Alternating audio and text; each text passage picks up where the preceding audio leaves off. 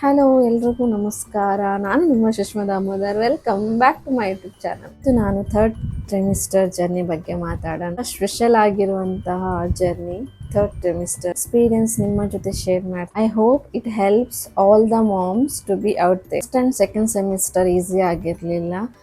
Vomiting and extreme level tiredness. ನಾನು first and second semester ಬಗ್ಗೆ already video ಮಾಡಿದ್ದೀನಿ. If check ಮಾಡಿಲ್ಲ ಅಂದರೆ ಚೆಕ್ ಮಾಡಿ. ಆ್ಯಂಡ್ ಥರ್ಡ್ ಟ್ರಿಮಿಸ್ಟರನ್ನು ನಾನು ಎಂಜಾಯ್ ಮಾಡ್ತೀನಿ ಅಂತ ಅಂದ್ಕೊಂಡಿದ್ದೆ ಆ್ಯಂಡ್ ಮ್ಯಾನಿಫೆಸ್ಟ್ ಕೂಡ ಮಾಡಿದ್ದೆ. And it worked. ಥರ್ಡ್ ಟ್ರಿಮಿಸ್ಟರನ್ನು ನಾನು ಎಂಜಾಯ್ ಮಾಡ್ತೀನಿ ಅಂತ ನನ್ನ ಮೈಂಡ್ ಸ್ಟ್ರಾಂಗ್ ಆಗಿತ್ತು. ಥರ್ಡ್ ಟ್ರಿಮಿಸ್ಟರ್ ಆ್ಯಕ್ಟಿವ್ ಆಗಿರ್ತೀನಿ, ಹೆಲ್ದಿ ಆಗಿರ್ತೀನಿ ಆ್ಯಂಡ್ ಹೋಮ್ ಫುಡ್ಡನ್ನು ಎಂಜಾಯ್ ಮಾಡ್ತೀನಿ ಅಂತ ಅಂದ್ಕೊಂಡಿದ್ದೆ. So it worked. Universe always supports us when we trust it. And third ಟ್ರಿಮಿಸ್ಟರಲ್ಲಿ ನಾನು 10 kg ವೆಯ್ಟ್ ಗೇನ್ ಆಗಿದ್ದೆ ಆ್ಯಂಡ್ ವಾಕಿಂಗ್ ಮಾಡ್ತಾ ಇದ್ದೆ. ತುಂಬಾ ಆ್ಯಕ್ಟಿವ್ ಆಗಿದ್ದೆ. ನಾನು ಥರ್ಡ್ ಟ್ರಿಮಿಸ್ಟರನ್ನು ಸೀರಿಯಸ್ಲಿ ಲಿಟ್ರಲಿ ನಾನು ಮ್ಯಾನಿಫೆಸ್ಟ್ ಮಾಡ್ಕೊಂಡಿದ್ದೆ. ಬಿಕಾಸ್ ಫಸ್ಟ್ ಆ್ಯಂಡ್ ಸೆಕೆಂಡ್ ಟ್ರಿಮಿಸ್ಟರ್ ನಾನು ಬೆಡ್ ರೆಸ್ಟಲ್ಲೇ ಇದ್ದದ್ರಿಂದಾಗಿ ಥರ್ಡ್ ಟ್ರಿಮಿಸ್ಟರ್ ನನ್ನ ಪ್ರೆಗ್ನೆನ್ಸಿ ಜರ್ನಿಯನ್ನು ನಾನು ಎಂಜಾಯ್ ಮಾಡಬೇಕಂತಿದ್ದೆ. ಸ್ಪೆಷಲಿ ನಾನು ಹೋಮ್ ಫುಡ್ ತಿನ್ನಬೇಕಂತ ಅಂದ್ಕೊಂಡಿದ್ದೆ. ಹಾಗೆ ನಾನು ಮ್ಯಾನಿಫೆಸ್ಟ್ ಮಾಡಿದ್ದೀನಿ ಅಂತ ಈ ವಿಡಿಯೋದಲ್ಲಿ ನಾನು ನಿಮಗೆ ಶೇರ್ ಮಾಡ್ತೇನೆ. ಸೆಕೆಂಡ್ ಟ್ರಿಮಿಸ್ಟರಲ್ಲೇ ಜರ್ನಲಿಂಗ್ ಮಾಡ್ತಾಯಿದ್ದೆ. ಬಿಕಾಸ್ ತುಂಬಾ ಮೈಂಡಲ್ಲಿ ನೆಗೆಟಿವ್ ಥಾಟ್ಸ್ ಇದ್ದದ್ರಿಂದಾಗಿ ತುಂಬ ಇರಿಟೇಟ್ ಆಗ್ತಿತ್ತು. ಸೊ ಡೈಲಿ ನಾನು ಜರ್ನಲಿಂಗ್ ಮಾಡ್ತಾಯಿದ್ದೆ. ನೈಟ್ ಸ್ವಲ್ಪ ಹೊತ್ತು ಕುತ್ಕೊಂಡು ಡೈಲಿ ನಾನು journaling and I would visualise myself. So ನಾನು ಅದನ್ನು ವಿಜುವಲೈಸ್ ಮಾಡ್ತಿದ್ದೆ. ನಾನು ಥರ್ಡ್ ಟ್ರಿಮಿಸ್ಟರಲ್ಲಿ ನಾನು ಆ್ಯಕ್ಟಿವ್ ಆಗಿರ್ತೀನಿ, ಚೆನ್ನಾಗಿ ಫುಡ್ ತಿಂತಿದ್ದೀನಿ, ಮನೆ ಫುಡ್ ತಿಂತಾಯಿದ್ದೀನಿ ಆ್ಯಂಡ್ ವೆಯ್ಟ್ ಗೇನ್ ಆಗಿದ್ದೀನಿ, ಹೆಲ್ದಿ ವೆಯ್ಟ್ ಗೇನ್ ಆಗಿದ್ದೀನಿ ಅಂತ ವಿಜುವಲೈಸ್ ಮಾಡ್ತಾಯಿದ್ದೆ. ಆ್ಯಂಡ್ ಡೈಲಿ ನಾನು ಗ್ರ್ಯಾಟಿಟ್ಯೂಡ್ ತೋರಿಸ್ತಾ ಇದ್ದೆ ಆ್ಯಂಡ್ ಡೈಲಿ ಜರ್ನಲಿಂಗ್ ಮಾಡ್ತಾಯಿದ್ದೆ. ಇದು ನಿಮ್ಮ ಮೈಂಡನ್ನು ತುಂಬ ಸ್ಟ್ರಾಂಗ್ ಮಾಡುತ್ತೆ. ಆ್ಯಂಡ್ ಮ್ಯಾನಿಫೆಸ್ಟ್ ಆ್ಯಂಡ್ ಜರ್ನಲಿಂಗ್ ತುಂಬಾ ಹೆಲ್ಪ್ ಮಾಡುತ್ತೆ ಮೈಂಡನ್ನು ಕಾಮಾಗಿ ಇಟ್ಕೊಳ್ಳಿಕ್ಕೆ.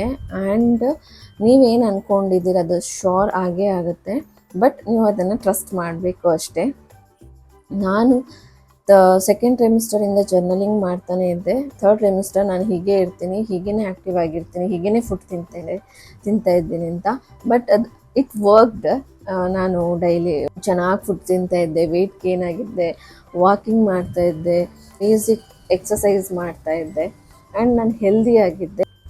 ಟಿಲ್ ನಾನು 9th ಮಂತಲ್ಲಿ ಕೂಡ ನಾನು ಆರಾಮಾಗಿ ತಿಂದ್ಕೊಂಡು ಎಲ್ಲ ಮಾಡ್ತಾಯಿದ್ದೆ, ಮನೆ ಕ್ಲೀನ್ ಮಾಡ್ತಾಯಿದ್ದೆ, ಎಲ್ಲನೂ ಮಾಡ್ತಾಯಿದ್ದೆ, ಆರಾಮಾಗಿದ್ದೆ ಆ್ಯಂಡ್ ತುಂಬಾ ಎನರ್ಜೆಟಿಕ್ ಆಗಿದ್ದೆ. ಸೊ ನಿಮಗೆ ಪ್ರೆಗ್ನೆನ್ಸಿಯಲ್ಲಿ ಮೂಡ್ ಸ್ವಿಂಗ್ಸ್, ನೆಗೆಟಿವ್ ಥಾಟ್ಸ್ ಅದೆಲ್ಲ ನಾರ್ಮಲ್ ಆಗಿ ಬಂದೇ ಬರುತ್ತೆ. ಇಫ್ ಅದರಿಂದ ಕಾಮ್ ಆಗಿರಬೇಕು, ರಿಲ್ಯಾಕ್ಸ್ ಆಗಿರಬೇಕಂತ ಇದ್ದರೆ ಪ್ಲೀಸ್ ಜರ್ನಲಿಂಗ್ ಮಾಡಿ, ಮ್ಯಾನಿಫೆಸ್ಟ್ ಮಾಡ್ಕೊಳ್ಳಿ. ಆ್ಯಂಡ್ ಜರ್ನಲಿಂಗ್ ತುಂಬಾ ಹೆಲ್ಪ್ ಮಾಡುತ್ತೆ ನಿಮಗೆ. ಥರ್ಡ್ ಟ್ರಿಮಿಸ್ಟರಲ್ಲಿ ನಿಮಗೆ ಗ್ರೋತ್ ಸ್ಕ್ಯಾನ್ ಇರುತ್ತೆ, ಮಗುವಿದ್ದು ವೆಯ್ಟ್ ಎಷ್ಟಿರುತ್ತೆ ಅಂತ ಹೇಳ್ತಾರೆ. ಆ್ಯಂಡ್ ಕರೆಕ್ಟಾಗಿ ನಿಮಗೆ ಮಗುವಿದ್ದು ಮೂಮೆಂಟ್ಸ್ ಎಲ್ಲ ಗೊತ್ತಾಗುತ್ತೆ ಆ್ಯಂಡ್ ನೀವು ತುಂಬಾ ಎಂಜಾಯ್ ಮಾಡ್ತೀರಿ ಆ ಟೈಮಲ್ಲಿ. ಆ್ಯಂಡ್ ಏನೇ ಪ್ರಾಬ್ಲಮ್ ಇದ್ದರೂ ಈ ಟೈಮಲ್ಲಿ ಡಾಕ್ಟರನ್ನು ಕನ್ಸಲ್ಟ್ ಮಾಡಿ ಈ ಜರ್ನಿನ ಎಂಜಾಯ್ ಮಾಡಿ.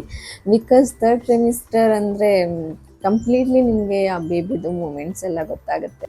ಗ್ರೋತ್ ಸ್ಕ್ಯಾನ್ ಇರುತ್ತೆ, ಬೇಬಿದು ಗ್ರೋತ್ ಬಗ್ಗೆ ಸ್ಕ್ಯಾನ್ ಮಾಡ್ತಾರೆ, ಬೇಬಿ ಎಷ್ಟು ವೆಯ್ಟ್ ಇದೆ ಅಂತ. ಆ್ಯಂಡ್ ಬ್ಲಡ್ ಟೆಸ್ಟ್ ಇರುತ್ತೆ, ಶುಗರ್ ಲೆವೆಲ್ ಚೆಕ್ ಮಾಡ್ತಾರೆ. ಸೊ ಈ ಥರ್ಡ್ ಟ್ರಿಮಿಸ್ಟರನ್ನು ತುಂಬ ಎಂಜಾಯ್ ಮಾಡಿ ಆ್ಯಂಡ್ ನಿಮಗೆ ಕರೆಕ್ಟಾಗಿ ಗೊತ್ತಾಗುತ್ತೆ ಬೇಬಿದು ಮೂಮೆಂಟ್ಸ್ ಎಲ್ಲ. ಆ್ಯಂಡ್ ಈವನ್ ನೀವು ತುಂಬಾ ಎಂಜಾಯ್ ಮಾಡ್ತೀರಾ. ಆ್ಯಂಡ್ ನಿಮಗೆ ಹೇಳಿರೋ ಹಾಗೆ ಈ ಥರ್ಡ್ ಟ್ರಿಮಿಸ್ಟರನ್ನು ನಾನು ತುಂಬಾ ಎಂಜಾಯ್ ಮಾಡಿದ್ದೀನಿ, ಹೆಲ್ದಿ ಆಗಿದ್ದೆ ಆ್ಯಂಡ್ ಹ್ಯಾಪಿ ಆಗಿದ್ದೆ.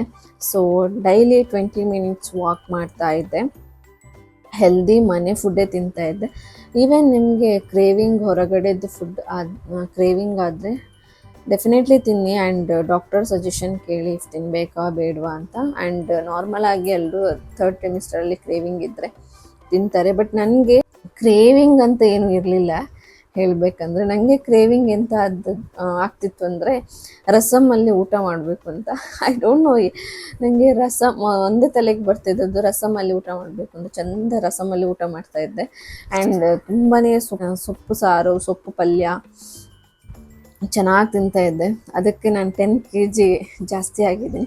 ಈವನ್ ನಾನು ಎಕ್ಸಾಕ್ಟ್ಲಿ ಇಷ್ಟು ಕೆ ಜಿ ನಾನು ವೆಯ್ಟ್ ಗೇನ್ ಆಗಬೇಕಂತ ಮ್ಯಾನಿಫೆಸ್ಟ್ ಕೂಡ ಮಾಡಿದ್ದೆ. ಆ್ಯಂಡ್ ಮಂತ್ ಒಂದು 10 ಡೇಸ್ ಇರುವಾಗ ನನಗೆ ಚೆಕಪ್ ಇತ್ತು. ಸೊ ಆವಾಗ ನೋಡುವಾಗ ಕರೆಕ್ಟ್ ನಾನು ಎಷ್ಟು ಕೆ ಜಿ ಮ್ಯಾನಿಫೆಸ್ಟ್ ಮಾಡಿದ್ದೀನಿ ಅಷ್ಟೇ ಕೆ ಜಿ ನಾನು ವೆಯ್ಟ್ ಗೇನ್ ಆಗಿದ್ದೆ.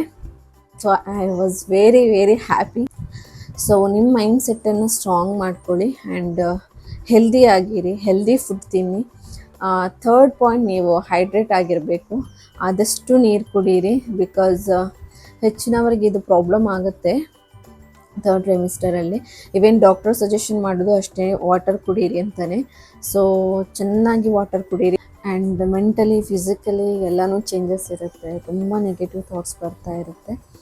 ಬಾಡಿ ಚೇಂಜಸ್ ಆಗುವಾಗ ತುಂಬ ಮೆಂಟಲಿ ಅಪ್ಸೆಟ್ ಆಗೋದು ಸಹಜ. ಕೆಲವರು ಫಸ್ಟಿಂದನೇ ವೆಯ್ಟ್ ತುಂಬ ಸಿಕ್ಕಾಪಟ್ಟೆ ಜಾಸ್ತಿ ಆಗ್ತಾರೆ. ಆ್ಯಂಡ್ ಕೆಲವೊಂದು ಬಾಡಿ ಚೇಂಜಸ್ ಆಗುವಾಗ ಅದನ್ನು ಆಕ್ಸೆಪ್ಟ್ ಮಾಡಲಿಕ್ಕೆ ತುಂಬ ಟೈಮ್ ತಗೊಳ್ತೇವೆ. And it is fine, because ಆಮೇಲೆ ಎಲ್ಲನೂ ಕರೆಕ್ಟ್ ಮಾಡ್ಕೋಬೋದು. ಬಟ್ ಆ ಜರ್ನಿನ ನೀವು ಎಂಜಾಯ್ ಮಾಡಲಿಕ್ಕೆ ನೋಡಿ ಆದಷ್ಟು. ಬಿಕಾಸ್ ಕೆಲವರಿಗೆ ಏನಾಗುತ್ತೆ ಅಂದರೆ, ನಾವು ಹೀಗೆ ವೆಯ್ಟ್ ಗೇನ್ ಆಗ್ತಿದ್ದೇವೆ ಅಥವಾ ವೆಯ್ಟ್ ಲಾಸ್ ಆಗ್ತಿದ್ದೇವೆ ಅಂತ ತುಂಬ ಸ್ಟ್ರೆಸ್ ತಗೊಳ್ತಾರೆ. ಬಟ್ ನಾನು ಸ್ಟಾರ್ಟಿಂಗ್ ಹಾಗೆ ಇತ್ತು, ತುಂಬ ವೆಯ್ಟ್ ಲಾಸ್ ಆಯಿತು ನಂದು. ಆ್ಯಂಡ್ ತುಂಬ ವೀಕ್ನೆಸ್, ಟಯರ್ಡ್ನೆಸ್ ಸ್ಟಾರ್ಟ್ ಟೈಮಲ್ಲಿ ನಿಮಗೆ ವೆಯ್ಟ್ ಲಾಸ್, ವೆಯ್ಟ್ ಗೇನ್ ಆಗೋದು ಸಹಜ. ಇನ್ನೂ ನೆಕ್ಸ್ಟ್ ಟೈಮ್ ಇರುತ್ತೆ. ತುಂಬಾ ವೆಯ್ಟ್ ಗೇನ್ ಆಗಿದ್ದೀರ ಅಂತ ಅಂದ್ಕೊಂಡ್ರೆ ನೆಕ್ಸ್ಟ್ ಟೈಮ್ ಇರುತ್ತೆ, ನೀವು ಅದನ್ನು ವೆಯ್ಟ್ ಲಾಸ್ ಮಾಡ್ಕೋಬೋದು.